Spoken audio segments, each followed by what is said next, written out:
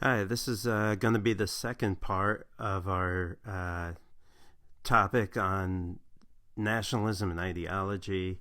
And then our next topic is going to include geology and how natural geological formations are sometimes misinterpreted or misidentified by people as archaeological sites. And we'll have a YouTube video by Milo Glover, who is going to present on Oak Island. I'm sorry if I'm a little bit behind on things. Hopefully, we'll catch up soon. I'm trying to figure out a good way for us to talk to each other and have some sort of discussion on these topics. But for now, I wanted to kind of summarize some of the readings that you guys did related to, and today we're going to just sort of look at the topics of Afrocentrism and also the abuse of medieval history and history of Vikings for white supremacy. Okay, so Afrocentrism, as you guys probably read a little bit about, is a reaction to the years of denial of African history and African culture by Europeans. And it's essentially, it started out as a pushback against this sort of racist way of thinking, but then it moved into sort of pseudo-archaeology and pseudo-history by one, not just saying that, oh, there's legitimate concerns here with how African history is being ignored or downplayed, and then taking it to the extreme of, oh, and Africans were the source of basically Western culture, and the Greeks stole everything from Africans, and also people in other parts of the world might actually be descended from Africans, such as the Olmec that we'll talk about. Right, so it started out as obviously legitimate concerns, but some people within the field, you could say, took it a little bit too far to the extreme. Right? If you want to see a really good series of documentaries about African history and African archaeology, I highly recommend Henry Louis Gates Jr.'s documentary that was on PBS called Africa's Great Civilizations.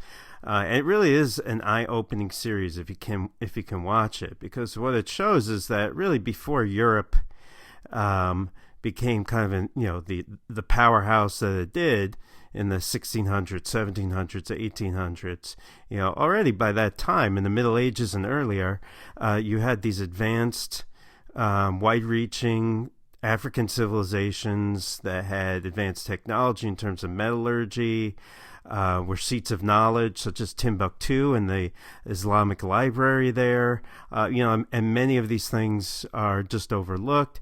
As anthropology students, you know that a lot of people in the 19th century, during the beginnings of anthropology, saw Africa as a dark continent, a place without history, without culture. It was a blank space on the maps. Right, and so this documentary is just sort of one way to further show people, hey, there was a lot going on way before industrialization in Europe and large cities in Europe. You might know Henry Louis Gates also from his other PBS documentary, Finding Your Roots, where he takes different celebrities and traces their genealogy and does genetic testing and shows that Americans, but people in general, are essentially genetic mutts. We're mixtures of many different peoples. There's no such thing as a homogenous group of people. One group of people is mixing with the people next to them, who's mixing with the people next to them, and in America you have even more so that kind of thing going on, right? So there's the whole concept of race is problematic, as we're going to see. I also would point out a project that's going on with the New York Times called the 1619 Project, where there are many, many articles about the history of slavery in the United States and the ramifications today. It's a very interesting series. So let's take a look at what Afrocentrism was actually reacting against.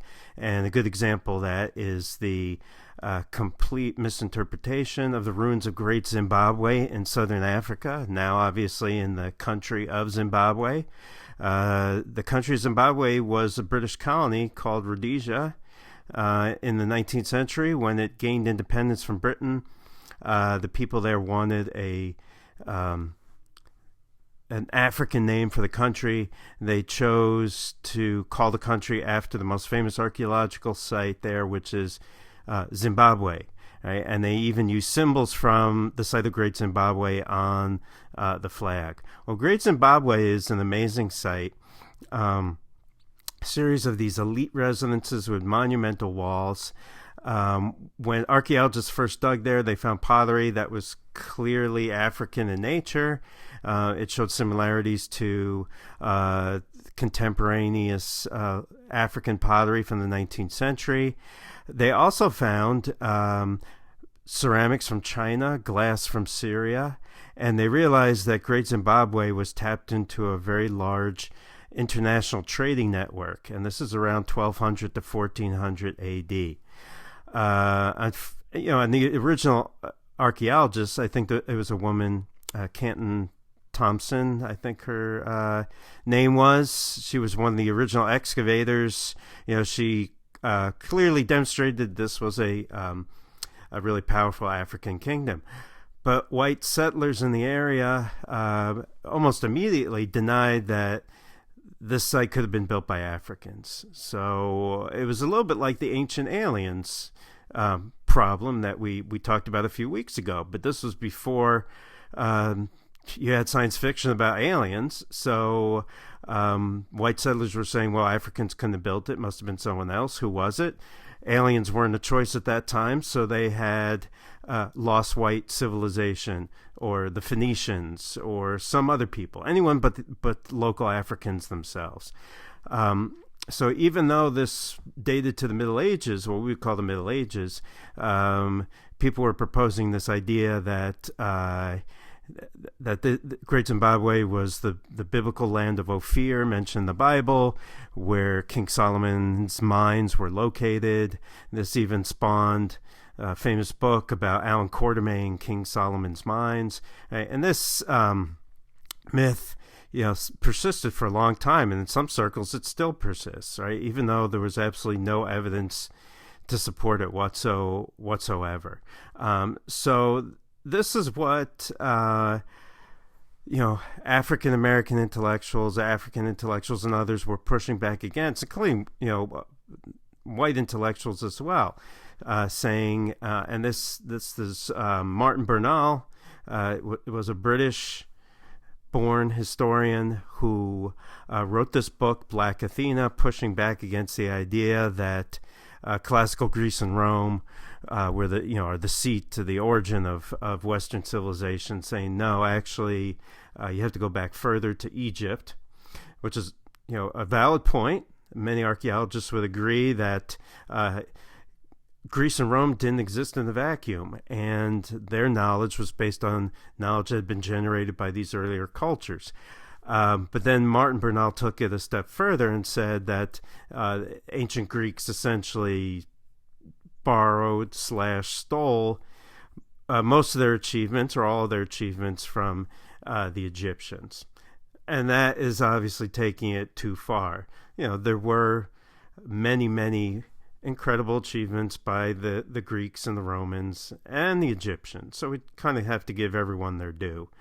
But in pushing back, sometimes people push back, vigorously, and sort of end up maybe pushing over to the other side, to the extreme, without even realizing it. So one of the important founders of the kind of intellectual movement of Afrocentrism, right, that is, civilization having an African origin was John Henry Clark, right?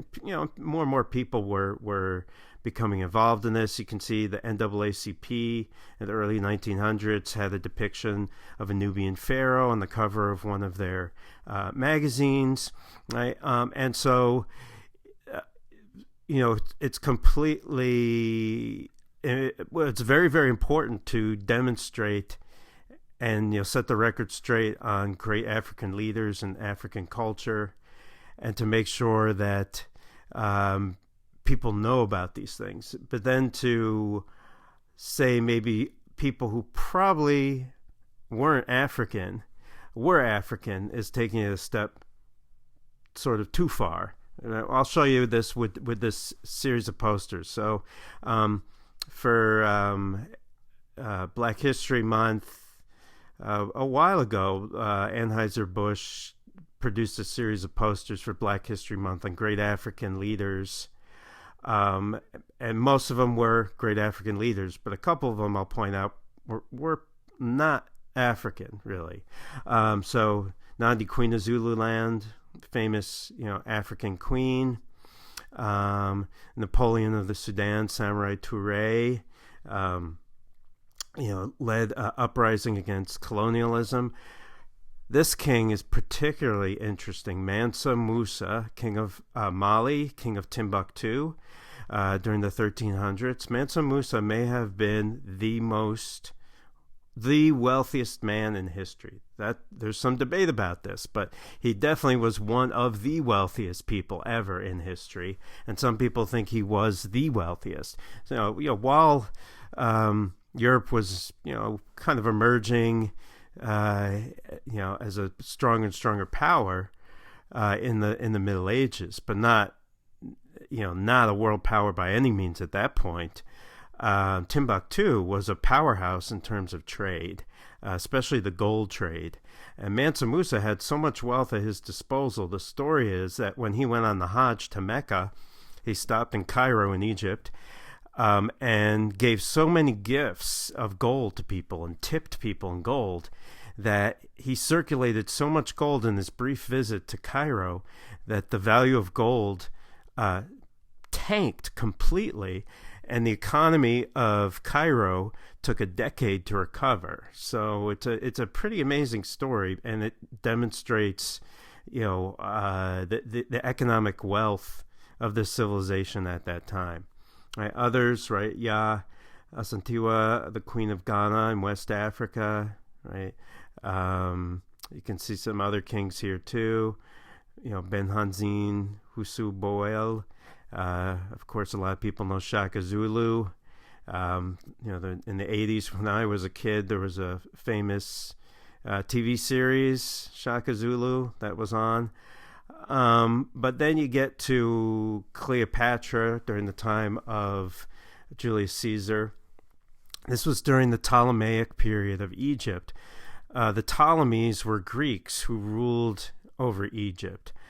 This is a bust of Cleopatra.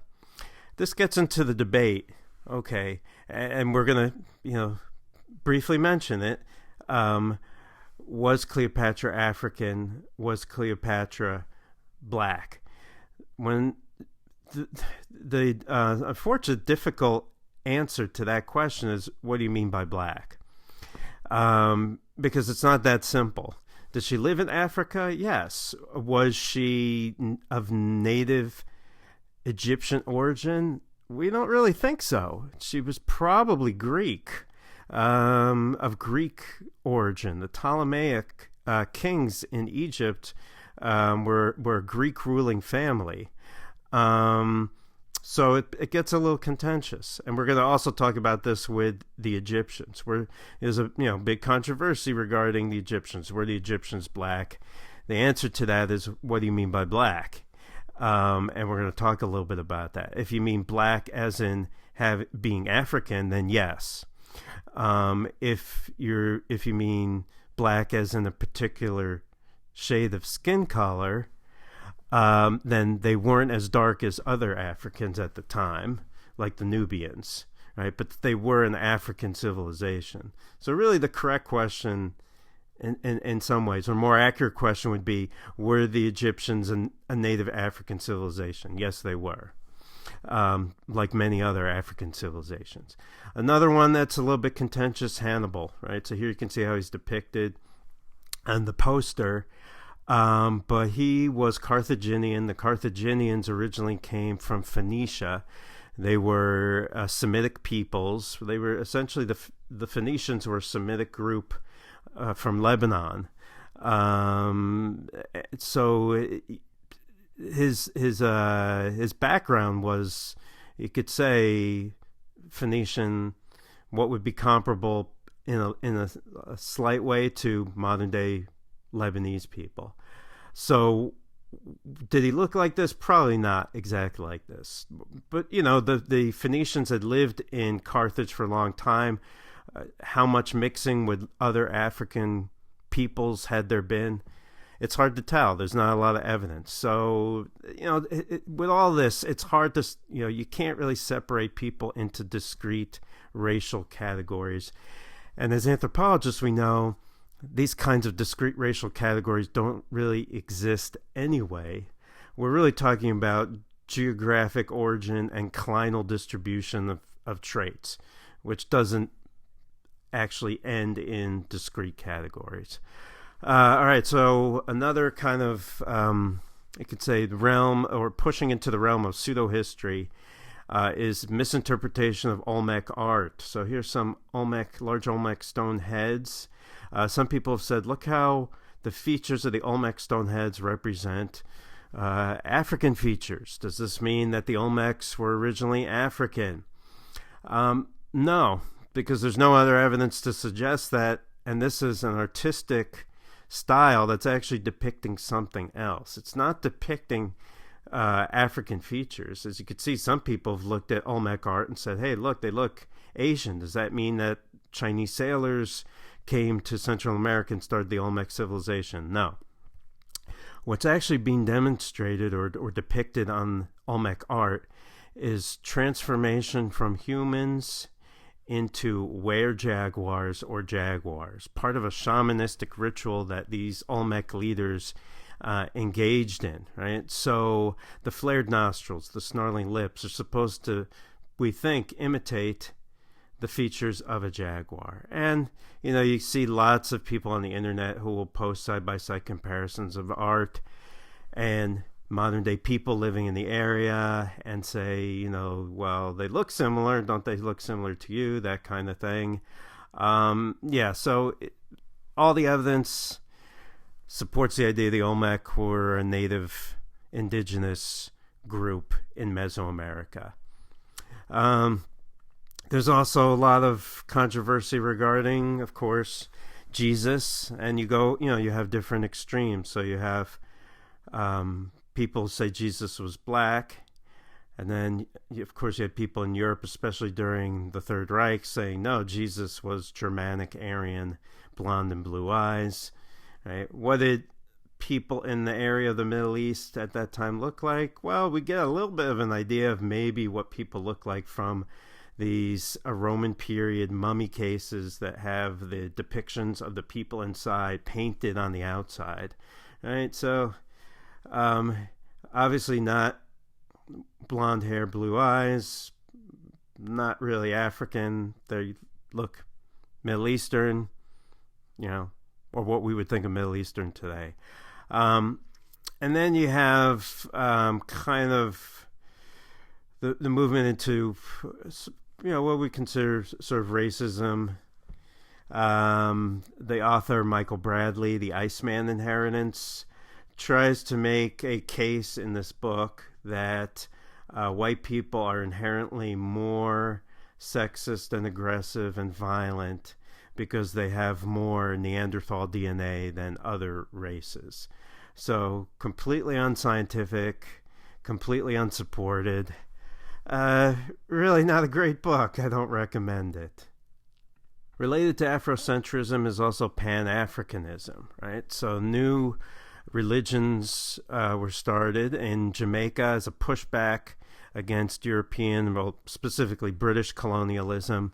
The Pan-African, back to Africa black nationalist movements that were founded by people like Marcus Garvey were instrumental in the establishment of Rastafarianism, named after Haile Selassie. One of his names was Rastafari, which is where the name of the religion comes from.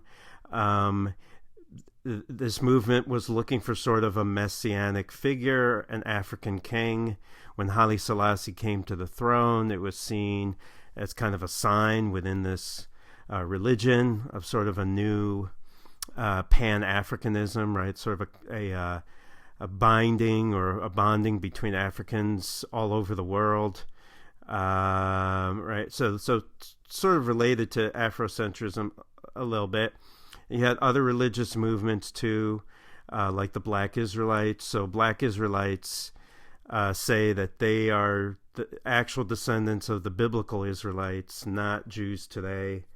Unfortunately, it was a Black Israelite who, not that long ago, went into a synagogue in New York and killed a number of people there, and what we would consider to be an anti-Semitic attack, right? So this is some of the dangers of an ideology that is not necessarily founded on hard facts, right? And that or an ideology that is extreme or demonizes other people.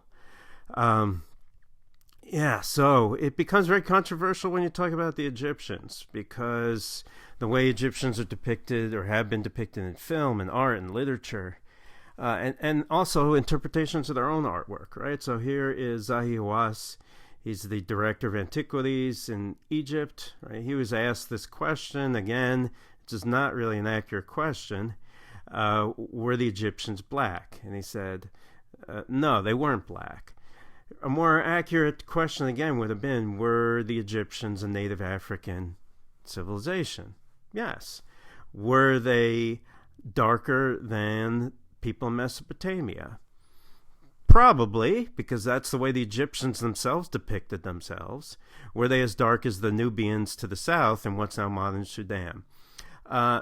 No, not for the most part, until you actually had a Nubian dynasty ruling over Egypt in the 7th century BC. Then you could say, yes, those pharaohs were as dark as people in Nubia because they were Nubians, right? So it's complicated. But certainly there has been kind of a whitewashing of Egyptian history. So when I would say that a movie like Exodus, you can see here, whitewashes Egyptian history, because they're using actors that are identifiably Caucasian, they're famous, right? And these are people of whatever their backgrounds, European descent, Southern Mediterranean descent. They don't really look like the way Egyptians appear in their own artwork. And so to pick certain actors that kind of, again, like you can see here, what a Scotsman playing an Egyptian, a Brit playing an well, I guess he's playing Moses here, but I think he's another British actor playing Ramses II. It doesn't really conform to maybe the imagination, our perceptions of ancient Egypt, right? But here you can see another movie. This was about King Tut. They used an actor who maybe didn't look quite so European to basically kind of communicate this was not, a European civilization. So the way Nefertiti has been depicted in music videos and art, right? Here's Eddie Murphy as a pharaoh. I love that picture, by the way. It's I think what African Americans and Africans are trying to say is, hey, look, don't turn Egypt into a white European civilization, because it wasn't. It was an African civilization. And I think that's completely valid. So, all these kind of side-by-side comparisons can get very confusing, because the Egyptians didn't think of race the way we think of it today anyway. So if you went to the ancient world and you were talking to people about race, they really wouldn't have an idea of what you were talking about. They would think you were talking about culture or ethnicity. They didn't divide people up just based on skin color or facial features. Another thing people have liked to do is to say, hey, look, when you look at ancient Egyptian pharaohs, they don't look European, right? Here's a kind of Akhenaten on this side and Barack Obama on this side. And you could see they look similar to each other in terms of facial features and things like that. Or here's Michelle Obama on this side, and this is King Tut's mother, Queen TA on this side, right? Look how similar they look. And that's not too surprising. Barack Obama's father was from East Africa. His mother was European descent. So is it any surprise that Barack Obama kind of looks somewhere in between, and that Egyptians looked somewhere in between Africans from Central Africa and, let's say, Southern Europeans? No, it's not too surprising, because again, you have gradual change in different kinds of traits, right? So it really becomes kind of a moot question. When people say, were the Egyptians black? Again, really my the best rejoinder I can think of is, well, what do you mean by black? Because it's actually not an easy category. Many people would give you different definitions of black. Some people would say, well, black means anyone from Africa, regardless of skin tone. Some people would say, well, black means darker than this but lighter than this.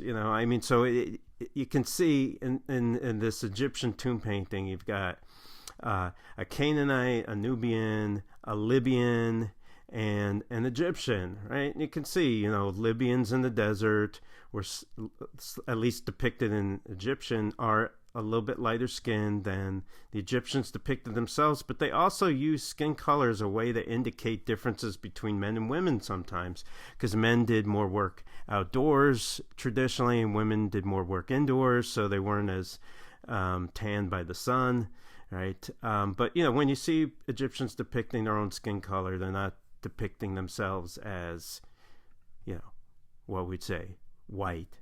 They're darker than Europeans. Right, here's kind of a whole range of different skin tones and peoples, right? So it's not just skin tone here, it's also the dress, the hairstyle, all that kind of stuff went into representing culture, and that's really how people identified each other, right? By language and culture, religion, things like that. But things were much more fluid back then than we think they were. Again, here's another bad side-by-side comparison, but I kind of like these pictures. So here's Anwar Sadat, who was president of Egypt, famously helped solidify a peace deal with Israel. It kind of looks like this old kingdom statue, right? So, you could say, well, look, modern Egyptians, ancient Egyptians, they look, you could say they look similar to each other. What did ancient Egyptians look like? Well, some of the modern Egyptians might give you a little bit of a sense. But like we said before, race is really a problematic concept to begin with, right? Because here's Haile Selassie again. He's from East Africa. And here's a Yemeni gentleman. And according to, these discrete racial categories that people established in the 19th century, even though they look very similar to each other, they've got similar skin tones. You could say this Yemeni person is a little bit darker. They have similar facial features, right? Similar hair. Because this person's in Yemen, they would be European, Caucasoid.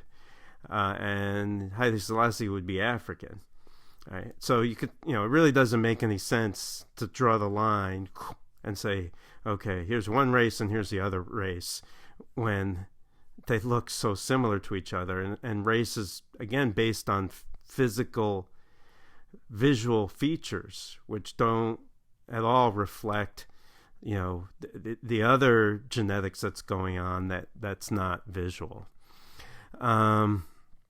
So in the 19th century, when archaeology was getting started, racism, unfortunately, was also becoming more prominent in the sciences, and this had an influence on how people interpreted the past, right? But these ancient Egyptian depictions of Nubians, and here you can see the Nubian dynasty, or some of the pharaohs of the Nubian dynasty that actually ruled over Egypt in the 7th century BC. Right? Okay, so Afrocentrists would say, Socrates, Plato, Aristotle, Aristophanes, Pythagoras, all of that knowledge was stolen from ancient Egypt, and that's not true.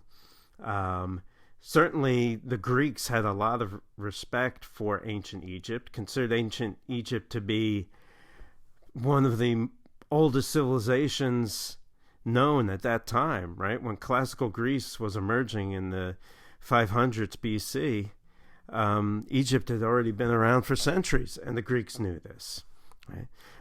Okay, so let's get on to a lighter topic, white supremacy. No, I'm just joking. The Vikings. The Vikings have become more and more popular. They've been popular for a while in culture, right? But there's definitely been a resurgence with shows like The Vikings on the History Channel. And unfortunately, starting in the 19th century and then really increasing today, white nationalists, white supremacists have latched onto Viking history and medieval history, misinterpreted it, distorted it, and used it for their own political purposes. So they like to present the Vikings as this kind of homogeneous white race that fought off the hordes of non-white peoples all over the world. They're manly, they're pure, etc., things that they weren't, right? The term Viking essentially meant pirate in that time. It referred specifically to a kind of a Norse pirate. Now it's kind of a term that's used to represent all things Norse, which is not true. So here in Charlottesville, you can see white supremacists co-opted Viking runes as symbols. They also co-opted Crusader symbols, so medieval history is also big in these circles. And Deus Vult, the God wills it that Pope Urban II used in his call for the Crusade, is another thing you'll see in a lot of white supremacist memes and things like that. So what white supremacists do, what they did in the 19th century and what they continued to do, is to create a fantasy that they call history. So rather than focus on the facts, they create this perception of history and they present it as fact. And now it's become more and more important, according to many scholars of medieval civilization, medieval Europe, and the outside world during the Middle Ages, to push back against this and to use facts and history to say, the story you're presenting around medieval Europe is inaccurate. It's not true. It's based on your fantasy, and it's not actually based on reality. Now, not surprisingly, medieval European history has been a field that's dominated by mainly white people. There are more and more medievalists and medieval historians who are people of color, and there's been a lot of controversy in the field of medieval history because a lot of medievalists of color have said that they don't feel very welcome within the field as a whole. And this is another problem that medieval studies has to kind of deal with as well, right? Confront. It goes from sort of the bizarre to the ridiculous, I guess. The alt-right is taking over Renaissance fairs.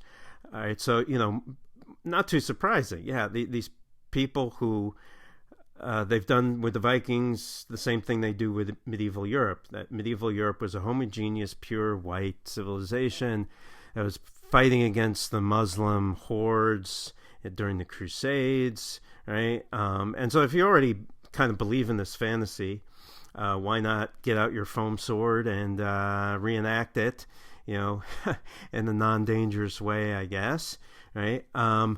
But you could see all these other articles, how to fight 8chan medievalism and why we must, right? It's the same medieval historians need to push back against this kind of ideology, because if they don't push back, more and more people are just kind of believe this.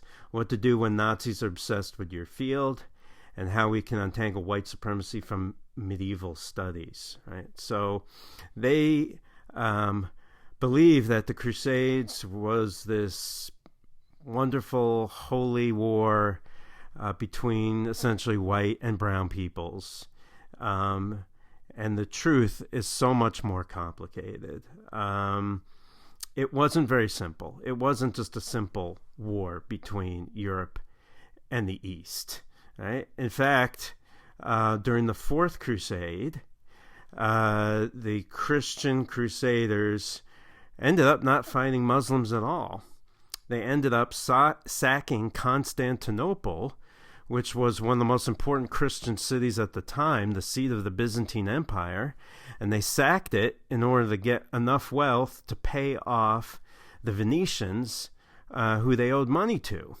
And so those famous bronzes that you see in Venice today of the lions, those were stolen from the Hippodrome in Constantinople by the Crusaders and given to the people of Venice, the Venetians, right? And they're on display in Venice now, I think in St. Mark's Square. But they're not from Venice whatsoever.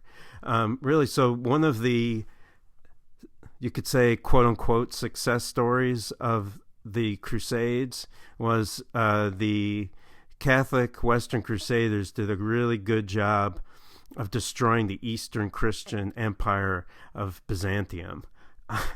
They didn't really end up pushing back the Muslim forces whatsoever, but they really did a good job on destroying Eastern Christianity. So it's very, very complicated. Some people went on the crusade, as a holy war. Many people went on the crusade to basically get wealthy.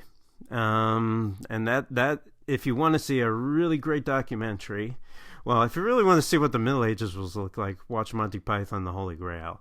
Obviously, I'm just kidding, but one of the Monty Python actors, Terry Jones, did a really, really good 4-part documentary about the Crusades. It's one of the best things I've ever seen on the Crusades, and just shows how complicated the whole thing was. Right?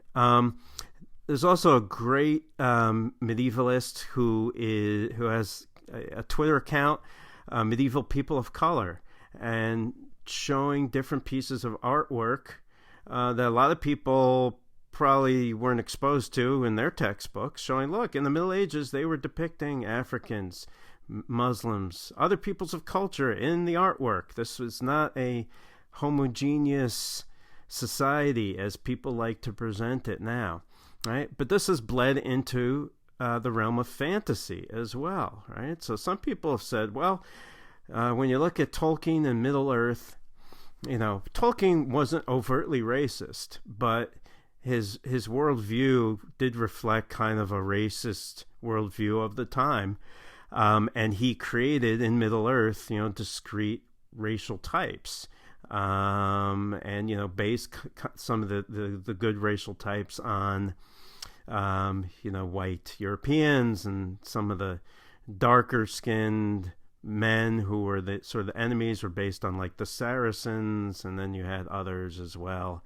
And this has to be a great book, something you guys might be interested in. I'm going to definitely take a look at this now that I found it, Race and Popular Fantasy Literature. So how these kinds of misunderstandings about medieval Europe have bled into fantasy literature, Tolkien as well as others. Right?